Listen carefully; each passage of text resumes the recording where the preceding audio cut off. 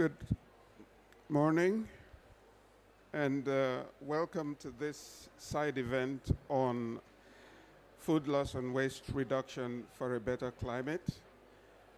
We want to welcome you to this side event and also for those that are connecting virtually. So significant levels of food loss and waste occur in the food supply chain from production to consumption. And globally, up to 14% of the food that is produced for human consumption is lost between the post-harvest up to, but excluding the retail stage of the chain. At the same time, 17% is wasted just at the retail and consumption stages. So food loss and waste contribute to multiple interrelated crises that are facing the world today. Climate change, biodiversity loss, environmental pollution, high energy prices, and the urgent burden of food insecurity and malnutrition. Estimates have that about 828 million people suffer from hunger and almost 3.1 billion are not able to afford a healthy diet. Now, with regard to climate change more specifically, food loss and waste are responsible for up to 10% of greenhouse gases that cause climate change, while contributing to many of the factors that also drive climate change. For example, the degradation of natural ecosystems, biodiversity loss, and the unsustainable use of natural resources such as land and water. On the other hand, climate change can also be a significant contributing factor to food loss and waste. So it's the other side of the coin.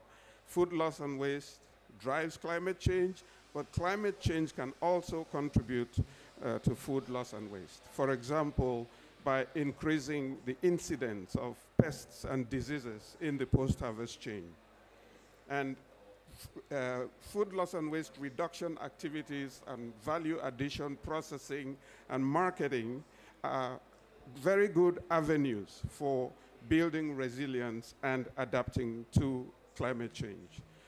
So the objectives of this side event are to discuss food loss and waste reduction and to see how it contributes to greenhouse gas emissions reduction and scaled up climate adaptation efforts. It also will look at priority interventions to support innovations by small-scale producers to reduce food loss and waste and contribute to climate action. And lastly, but not the least, we would try to identify some concrete recommendations to achieve food loss and waste reduction and climate benefits. So with that as background, we will go right away to our panel discussion. We have a panel of 4 very experienced global leaders in this area of work. And I would like to invite Dr. Maximo Torero, who is the chief economist of FAO, to make his presentation. Over to you, Dr. Torero. You have about 10 minutes. Okay, thank you very much, Divine, and I hope you can hear me well. Can you hear me well? Yes, yes. Perfect. Okay, so it's a pleasure to be here with you. I know it's pretty early there, but let me do a brief presentation, I hope in less than 10 minutes. But essentially, this is a topic that is extremely important, and as we said, is a triple win that we should be focusing to try to resolve the challenges we face. So let me start first with the big numbers that you were mentioned. 811 million people, 828 this year, according to the SOFA, and 3.1 billion people don't having access to healthy diets. That's a big challenge, and that's something that we need to really change quickly. And here is where the concept of food loss comes. And let me start with the definition. For us, food loss goes from the producer up to the processing, the wholesale included. And food waste is from retail to the consumer. Having that definition, I think, is really important so that we can understand that policies will vary depending on where we are in food losses or when we are in food waste. But in both cases, having 14% of food value, around 4 billion, lost is something which is really unacceptable. And 17% of food production wasted in households and food services and retailers, reported by UNEP and mentioned by Divine, is something that we cannot afford in the current situation. But not only that, food loss and waste also generates around 8 to 10% of the global greenhouse gas emissions. And that's something that we need to quickly look at, because when you waste the food and the food is incinerated, you create methane emissions, and that even puts the situation worse, in addition to the emissions that you already went through the whole value chain to produce that product, and in addition, of course, to the use of water, soil, land, which has huge impacts.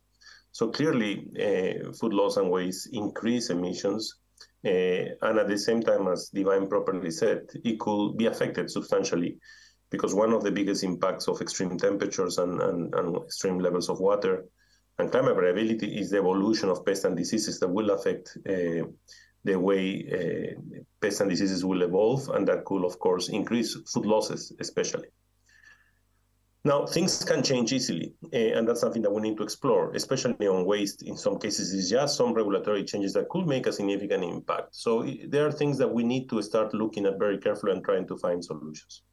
Now, globally, nutrient-rich foods, especially fruits and vegetables, seeds and nuts, dairy products, meats, fish, and seafood, are often costly to produce, and also they are very sensitive to pests and diseases.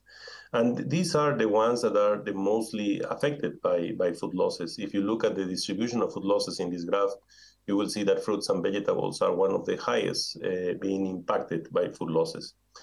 And why this is so important? Because of what I mentioned before, is the importance of the impact of our healthy diets. So if we had a half of the food loss and waste we have today at the same production level, there will be sufficient fruits and vegetables available to cover the recommended intake globally. And with an estimate of 1.5 million deaths globally attributable to low fruit and vegetable consumption, this could have an important impact on health and development impact. So, of course, just ensuring global availability does not guarantee that humans will consume, but at least we will have availability, which will have an impact over prices, and that's something that will accelerate the process of access to healthy diets. So the relationship is not only on health, social and economic, but also on the environment, as I mentioned before. Food loss and waste impact has a significant impact on the environment. So this system of interlinkages are extremely important to take into consideration when we look at the topic of food loss. So the reduction of food loss and waste is significant lever for broader improvement in our food systems towards improving food security, food safety, quality and sustainability, and increasing efficiency.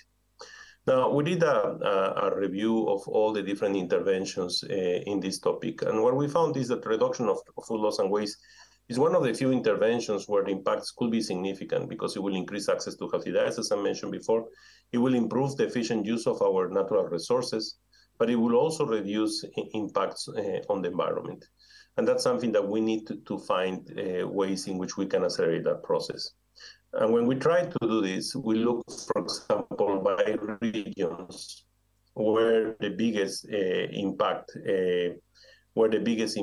is present. And we found, for example, for Central and Southern Asia, the biggest impact could be an improvement of transportation.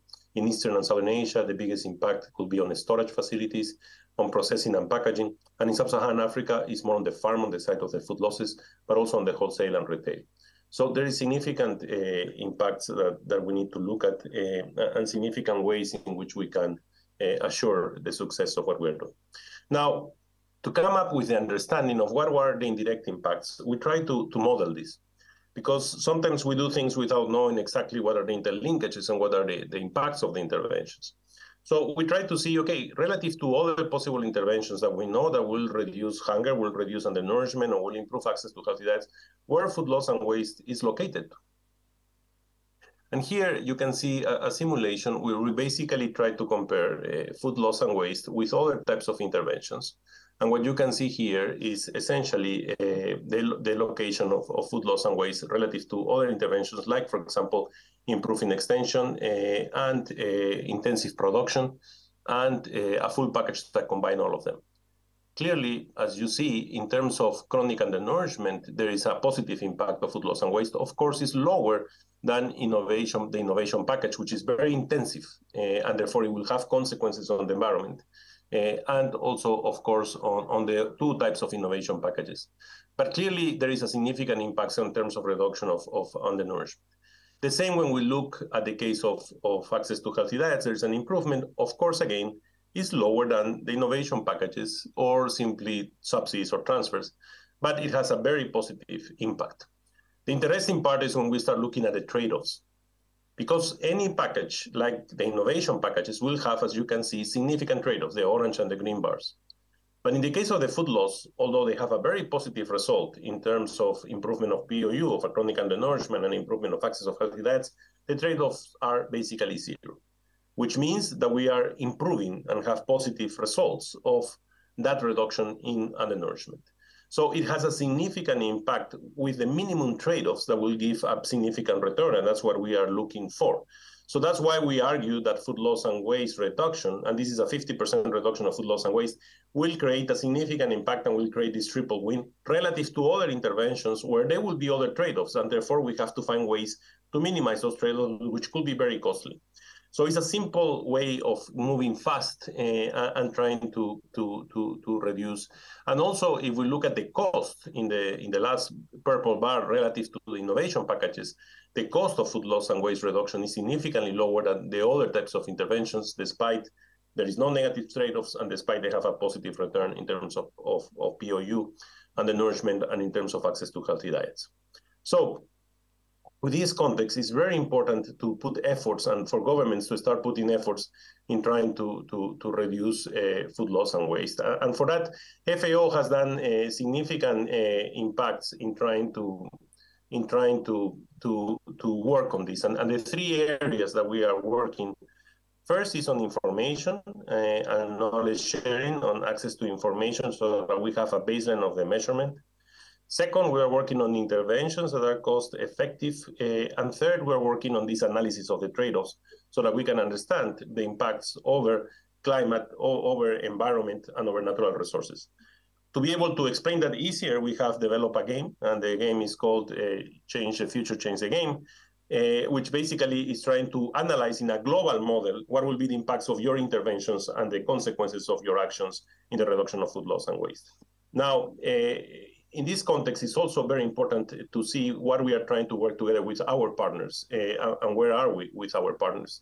So we have been working as part of the Food is Never Waste Coalition, which is supporting the pledge and working with the Champions 12.3 group. And Liz is here in the name of the Champions and also part of the coalition. And we want to bring all members also to start partnering with that to be able to achieve the goals that we need to achieve on the reduction and the pledge of reduction of food loss and waste to be able to reduce climate change. So let me stop there, Divine, and thank you so much for the opportunity. Back to you. Thank you very much, Dr. Maximo Torero, for that very exciting presentation that lays the background and the direction that we should be moving to reduce food loss and waste and also the climate impact of that problem. So let me now pass on the microphone to Dr. Liz Goodwin, who is a senior fellow and director of food loss and waste at the World Resources Institute. Dr. Goodwin will be making a presentation, so if you could just arrange that from the booth. Dr. Goodwin, you have the floor. Thank you very much, Divine, and thank you for the invitation to join you today. Very important that we have food loss and waste as a topic of discussion as part of the COP event because of the role that reducing food loss and waste can play in helping to make the food system more sustainable. If we could have my first slide, please.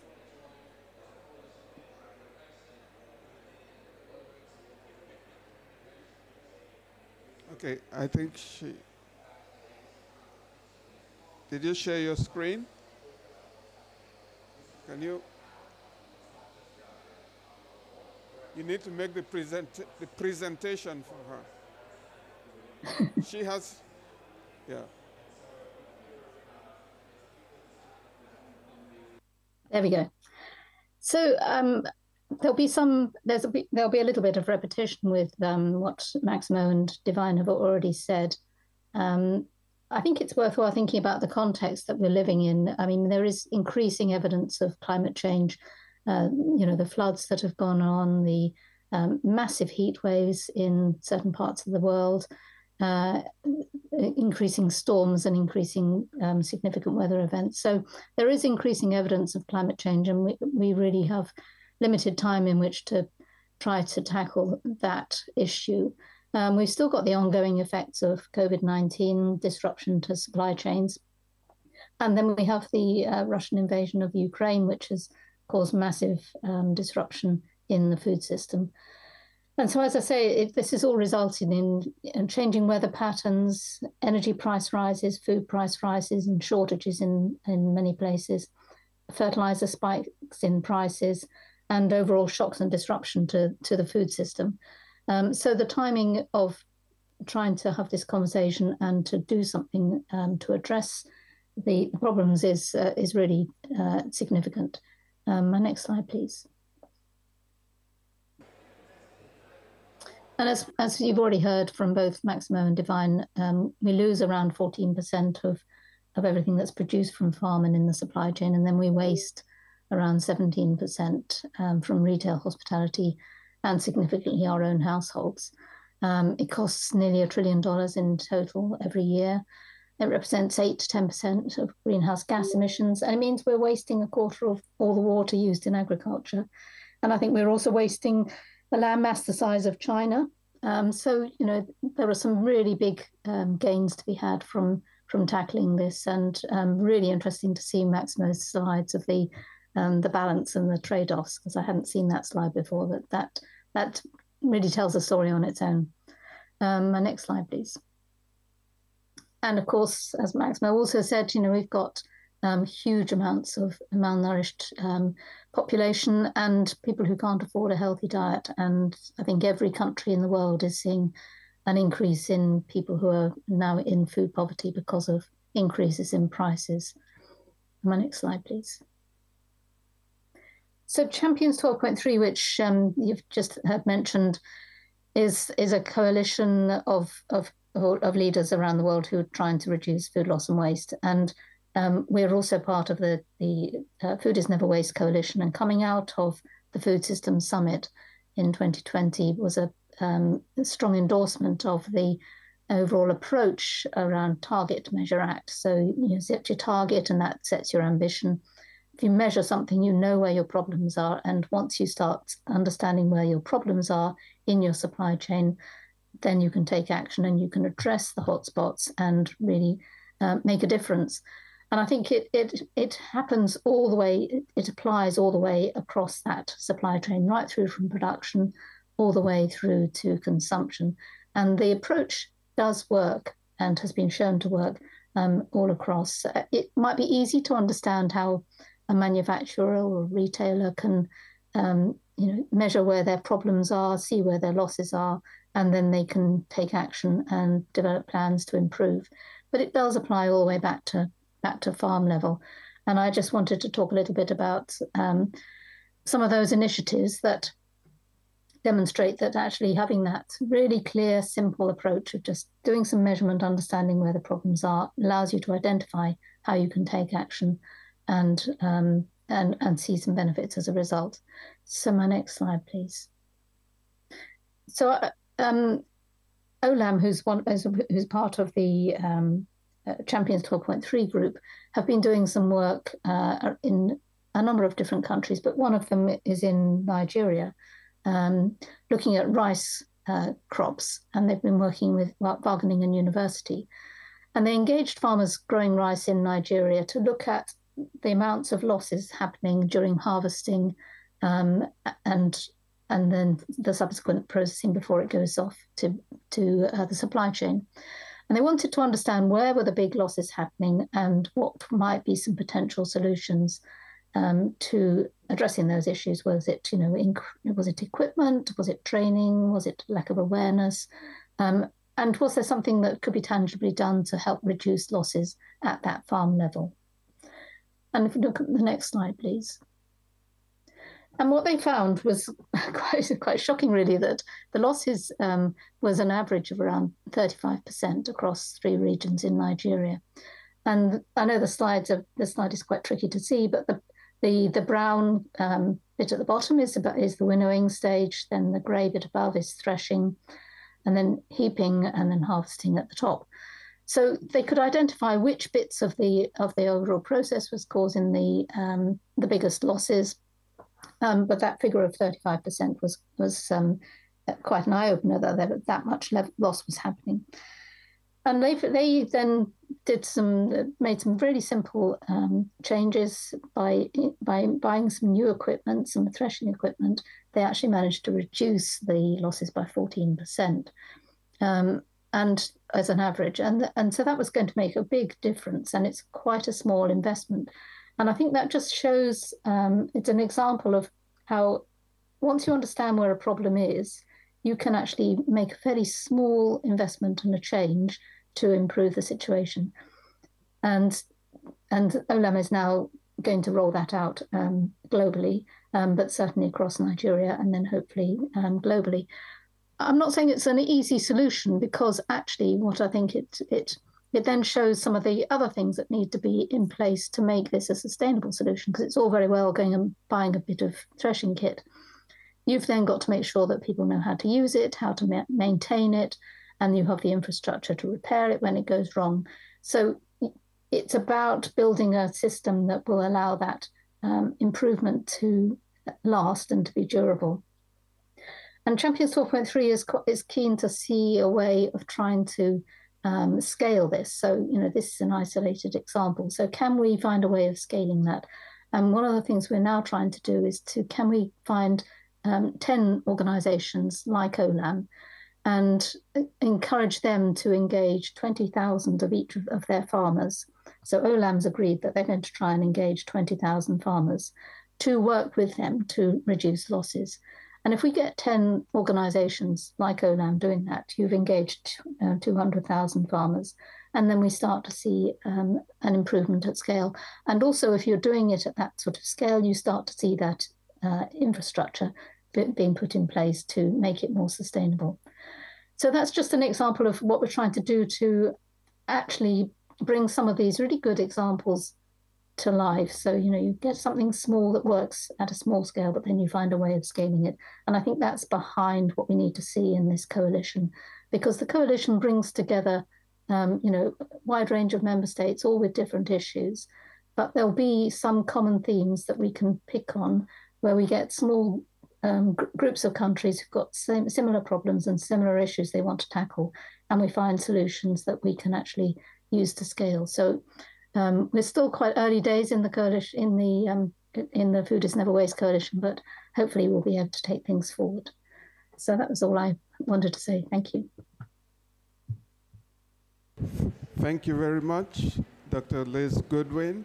I think you've addressed a very, very important element of the issue, which is how the private sector can be involved. They are the ones that are participating in the chain. If any changes have to come about, it has to begin with them. And I think the example you gave shows the very interesting aspect of bringing in the smallholders into a chain that has a leader, which is a global food company. So that's a very, very interesting example.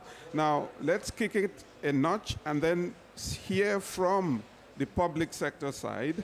We're going to hear we're going to pass the floor to Dr. Nagwa, who is a senior advisor to the Minister of Environment of Egypt, and she's going to present a regional initiative, regional for Africa, and then explain some links to the issue and the situation within Egypt and also the North Africa region.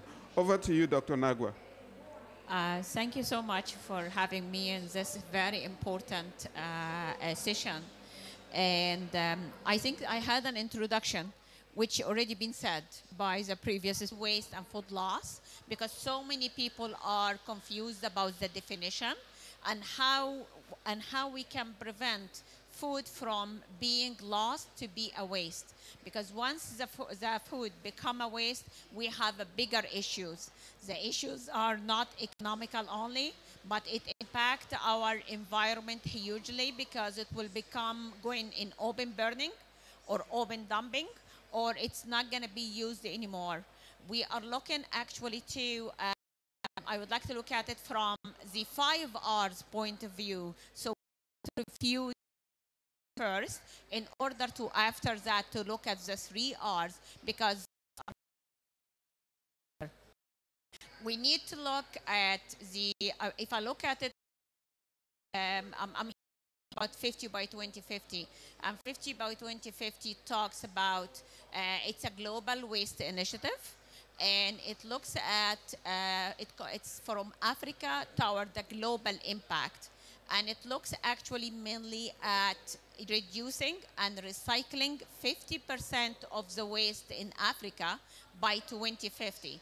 I know it's an ambitious, some people consider it ambitious. Some people are saying, why 50%? We are talking about 28 years initiative, which is looking at all type of waste, not only municipal waste, not only, and it's looking at agricultural waste, it's looking at all type of waste, because that is the problem we are always facing also. If you don't look at it integrated, you are gonna have agricultural waste, mix it with municipal waste or with CDW waste, and then at that time you are not going to be able to do anything about it except dumping.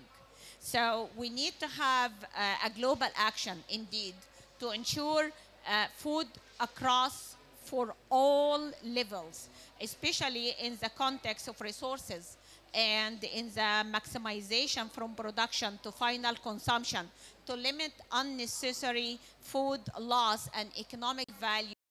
And this is what we are looking at. How we can all the way from the beginning, from farmers until it ends up, we are going to have waste, but amount of waste across the continent. I'm talking now about Africa, because this is an African initiative. We are hearing about very impressive initiatives in the region or in some countries. So it's in a separate countries. We are looking at it from, sometimes it's from city point of view. We are hearing that the problem of data. Actually, to tell you the truth, since I came here to CAB and from all my readings, I have been confused about the greenhouse gas emission from waste. Is it 4%? Is it 8%? Is it 10% or 12%? Numbers are everywhere. We need to be able to consolidate numbers in order to bring in and support the small businesses, small farmers. We have in Africa so many small farmers who, when we put them all together, it's going to be lots. So we need to be able to make a coordination among all of these across the African nation, to learn from these impressive projects we are hearing about, and how we can learn, how we can sort of make it as a model, and we take it to another countries. It's not one size fits all, but it is, I'm speaking from the heart. I'm not gonna talk from what I wrote, actually. So I'm gonna ignore what I wrote. I'm just gonna, I heard very impressive two presentations, and I had a presentation, but I would like to talk about it because I feel very strong about the potential of this initiative, because that's a problem also we are facing. I'm from Egypt point of view, we have issues with mixed waste. So we have agricultural waste be lost across all the chain we heard about, and we have no roles. The role of the private sector is very important because we have extended producer responsibility. We have to show and highlight extended producer responsibility, especially in the retailer size, and how we can reduce this amount. I don't need to produce 100,000 of bees. Why I'm producing 100 cans of bees? So we need to be able to manage how we, so after that it's going to be expired and it's going to be thrown away. So I think we need to make these support, we need to support in how they can mitigate and how they can do their job with an effective way. We need to make acceleration and encouraging all the young engineers to innovate. Some of these, and I hear them all the time, but I think we need to give them the chance to work closely with the farmers in order to be able to help them, because that's how it's going to work, by working together.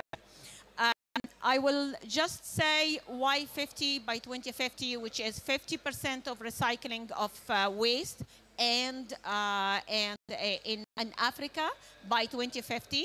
And so we are talking about 28 years. And people saying, why 28 years? It's not just because it sounds nice, 2050. No, it's because in waste management, it takes us at least 5 years to if we are a baby. And we know that in Africa, we only recycling, some people say 10%, and some people say 4%. So it's different. It depends on different type of waste. But the thing we have to say is this is the rationale behind that. We brought it in because actually this is the first waste initiative in CAP ever. There was no waste initiative before. So we are talking about history here. This is, we are hearing about waste and it's buzzing everywhere for the first time in CAP also. So many site events, actually I am myself attending to every day, because of waste right now is considered to be an issue, especially in our continent in Africa. We need to look at it. It goes across actually all the SDGs. It's not one or two. Actually, it crosses everything. It's socio, it's economical, it's environmental. If we talk about food waste and food loss, who needs it more to manage their food from agriculture till the end, like us in Africa? We are the most needed. We need to look at it. We need to look at all the activities and the initiative existing. We need to put them holistically, because this is an initiative. It looks at holistic approach. And let's work together in sort, I'm not preaching, believe me, I'm talking from the heart. We went to AMSAN, which is the Assembly for the Environmental Government Entities. It was in Senegal in September. And we actually, the African countries and the African Minister of Environment mentioned it in their declaration, that calling all the African countries to support 50 by 2050 and to work with 50 by 2050. As we know that 20% of global methane emission is coming from food mismanagement. We are talking about mismanagement from the beginning till the end again. So we are again talking about food loss. So we need to help the small farmers. We need to help all the food chain from the beginning. I'm not going to talk about homes right now and houses, because this is a different level we are talking about.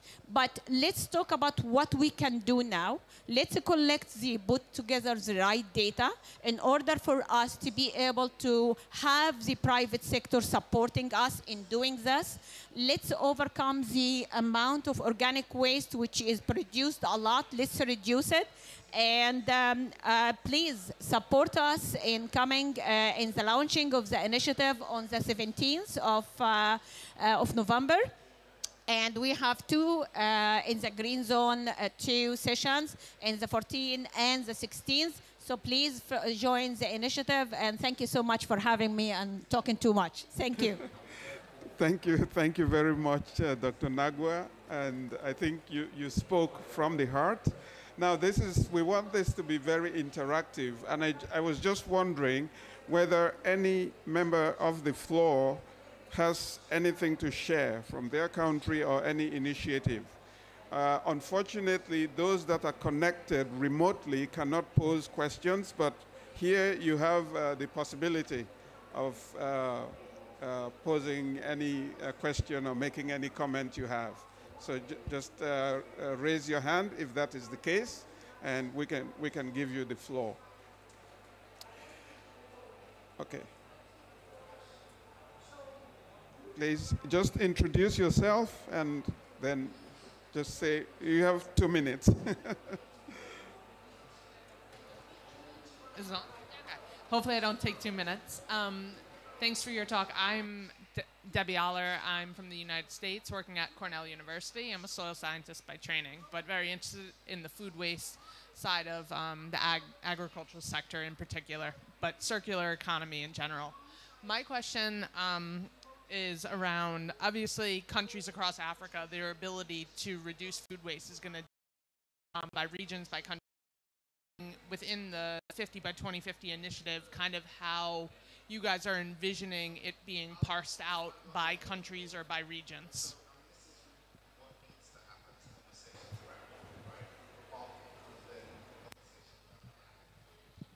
You give me the chance to take the microphone back. In the initiative, we have 5 working groups, but one of them is looking directly at prevention and circular economy and innovation.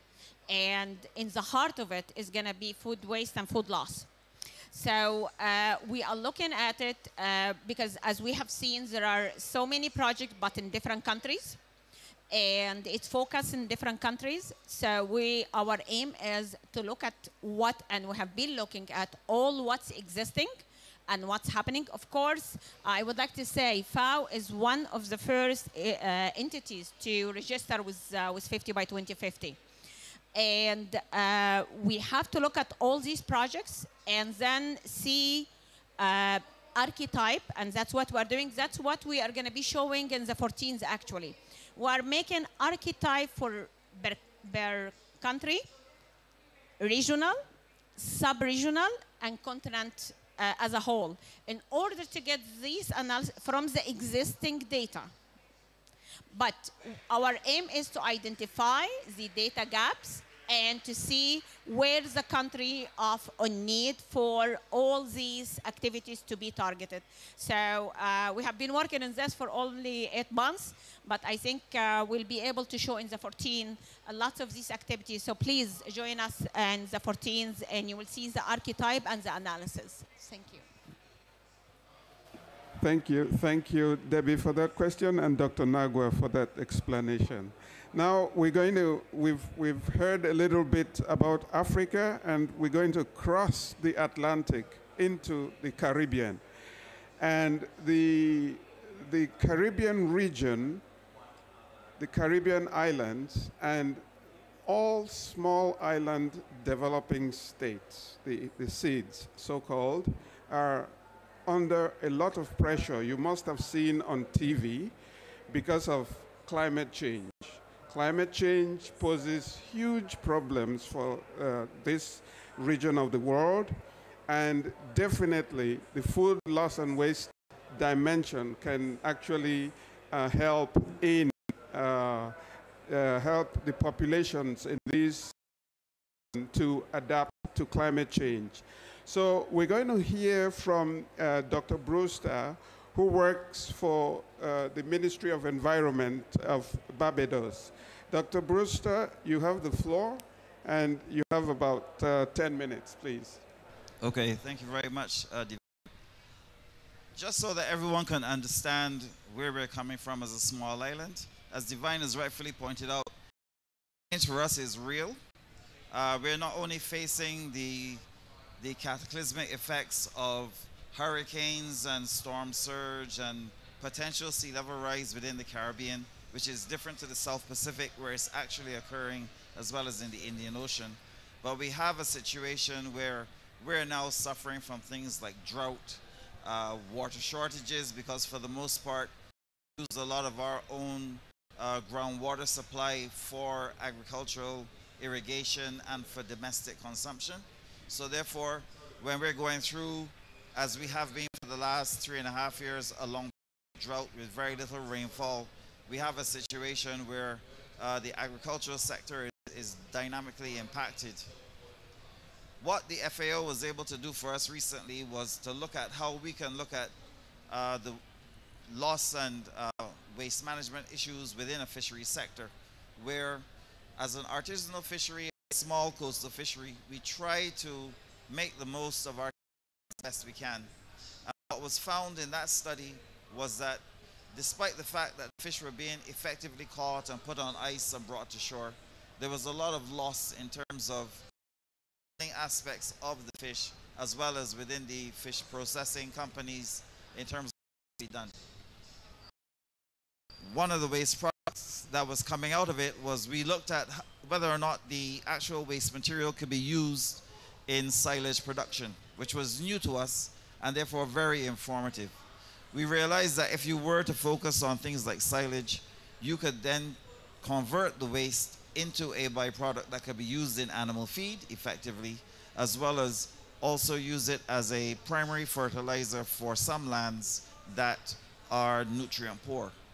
I think that as part of that process, it became more apparent to us that we have to be more aware as to how the fish handling approach is taken within our fish markets, and we have about 8 fish markets, 2 of which are what we call the primary fish markets, or the largest fish markets on the island. And of managing the waste becomes a critical concern when you're in that sort of environment, because unless you have clear separation and sortage of the waste material, which is the gut and entrails, the bone structure out of the fish themselves, as well as the heads and the tails that could then make the fish meal in its own right, you could have things where some of the processors are putting in their own material, like bags, plastic, or waste product within the waste stream. The persons who were involved in the project were able to sort that waste and then effectively keep it clean. Similarly, we found that there was better management within the fish processing companies, where they were much more within their capacity to handle that fish waste to turn it into something that could be a viable option. I think one of the big concerns that we have is the cost effectiveness of converting fish offal, fish meal, potentially silage, and the post-use of it in terms of the animal feed component that will be a viable entity within the poultry, sheep, and beef production sectors, as well as within the production sector as well. There was evidence that it can make a good starter feed for those sorts of animals, and then you could then phase out over time as the animal grows before it comes time to kill, so that you don't have tainting of the meat from the overall oils that are found within the fish offal itself.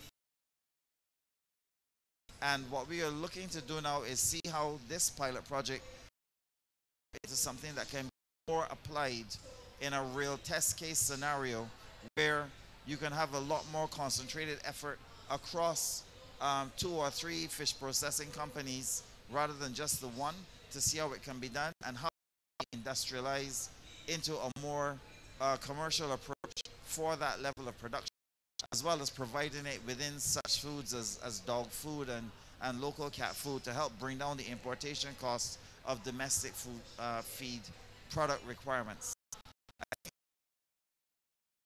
Also, the concept of using the silage, because if the fish meal goes bad, you can convert it into liquid silage that could then be plowed into low producing feeds. Have that time be tested to see how the viability that comes from the crops that are grown therein, and that would then reduce the overall volume of offal that is going to the lone landfill that we have on the island, where it is dumped daily by the tens of thousands of pounds, you know. Looking at rollout hopefully in the next 2 years as a good project and in order to implement. At this stage, I'll stop. Have any further discussion? Good. Thank you very much, Dr. Brewster. Now, before I let you go, I just want to, now you and Dr. coming from the public sector side, so you work for the government. What would you say, and your response here, one sentence.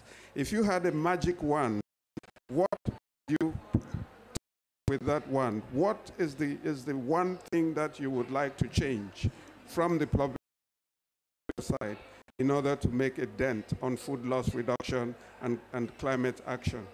Over to you, Dr. Brewster. In 1 or 2 sentences. One long sentence or one short sentence? I think that what we would like to change, especially within the fisheries sector, is how the fish waste is effectively managed. That's it. Once we can get a secondary useful product out of it, we will make it, maximize it, and implement it across all sectors within the fishing sector. I hear you talking about capacities, both at the chain level as well as capacities of the government and the institution. And the private sector, institutions being involved along the way, yes. Thank you very much. And let's hear from Dr. Nagwa. Same question to you, Dr. Nagwa. I think he covered it, and we need to be able to have lesson learned, because I don't think we have we have so many experience in the regions and in the world, but we are not seeing it. The picture is not full to any one of us.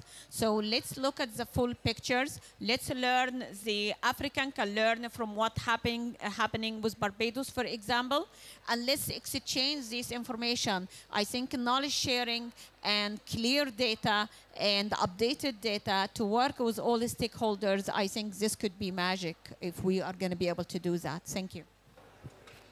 Good, thank you. So what I hear, I think you are echoing the importance of data, information, so the evidence base, and then the whole idea of exchanging lessons from one country to another, or one context to another. And I believe that's actually the key role of the 50 by 2050 initiative.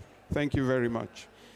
Okay, so what we're going to do now is that we're going to go back to Dr. Liz Goodwin, who will make a presentation on the pledge on food loss and waste reduction.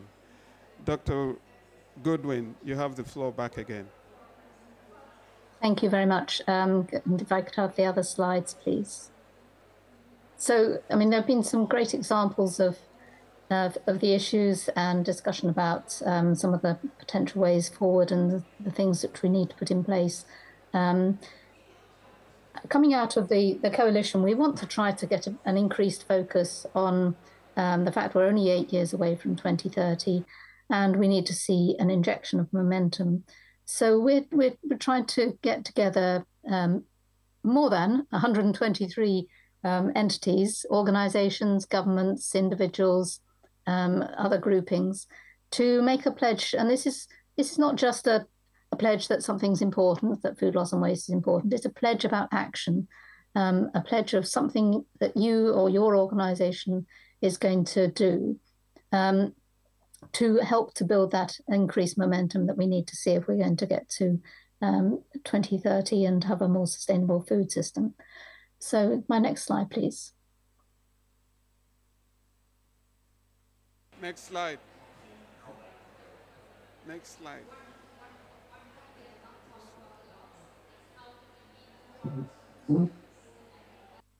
So we need to act, and we're already getting some people to do it, but we need more. So this is a call for all of you to join. My next slide, please. So we've got this 1, 2, 3 pledge. We're wanting really simple pledges. It can be governments, companies, institutions, anybody can make a pledge. And we want those pledges to be aligned with one part of the impact areas around food loss and waste. And I'll show you a slide with those impact areas in a minute. And we're looking for enough people. So if we get to 123 and we can pull those things together, we want it to look like a significant reduction in greenhouse gas emissions as a result of this pledge initiative. So next slide, please. And that's exactly what we want to do. So we're launching it at COP27. We want to see a collective coming together of people saying, this now really is important. We really need to do something. And this is what we're going to do. And we're going to try and add those together so that it actually shows that we have really made a difference as a result of COP27. Next slide, please. So it's a multi-stakeholder thing. It's not public sector, not private sector. It's multi-stakeholder. It involves everybody. We want people to make new and additional commitments. So a lot of organizations and governments have already made commitments. Various ones have already said they're going to halve their food waste by such and such a date, or they're going to do some reductions in food loss by a particular date. We want them to build on those. So we want some new additional commitments that aren't just a repetition of what's already been done. But they've got to be flexible. So we recognize that people have already got plans in place. They've already got things they're thinking of doing. It's got to be flexible to fit with what your organization or your country or your government has as its particular priorities. And they can be very short. They can go just be something for next year. They can be something for 2030. It's really up to you. And we're hosting it, as I say, through the coalition, through FAO, UNEP, and WRI as the secretariat for the Champions Network. And we're going to launch it here, and then we're going to review progress at the next COP, and subsequently all the way through to 2030. Next slide, please. We want it to be simple, feasible, aligned to an impact area. It must have a climate angle, because this is about trying to reduce greenhouse gas emissions. And we're going to try to make sure that we do have a robust mechanism for reporting on progress. So we're going to collect it through the coalition and through Champions 12.3.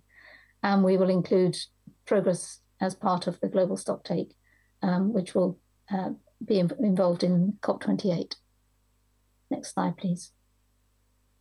And these are the 5 areas. So integrating food loss and waste reduction into your climate strategies, and that can be either the country ones or the companies. Reducing food loss and waste along the supply chains, stimulating action, possibly at national, but possibly at a sub-level, at a city level, or even a village level. Measuring and reporting on policy and regulatory frameworks, and supporting behaviour change, because that's really important. Not just at consumers. Consumers are very important, and we need. We saw earlier that 17% of the food is wasted at retail and consumers, so that's very important. But also behaviour change within businesses further back in the supply chain through awareness, education, and enabling. So all the way across the food system, there are plenty of opportunities to tick one of those boxes or tick multiple ones. And the next slide, please. And I'll say it's hosted by the coalition. It's supported by some of the other members of Champions 12.3. And at the moment, we're collecting the pledges in a bit of an ad hoc way through the FAO email address or through me. We are in the process of building an online system so that people can make pledges directly straight into a portal. And that should be available in the next week. But for the time being, we're collecting pledges like this. We've already had a number, so not 123 yet, but we're getting close to 10, 12. So we're hoping that by the time this COP finishes, we'll be up in the teens of pledges. We've already had one from the Dutch government. We've had some from some of the private sector organisations as well. WRI's made one. I know that FAO is working on one, and UNEP is working on one as well. So the numbers are increasing. So now's your time to get on the early, be one of the early movers and join the 123. So thank you very much. Good. Thank you very much.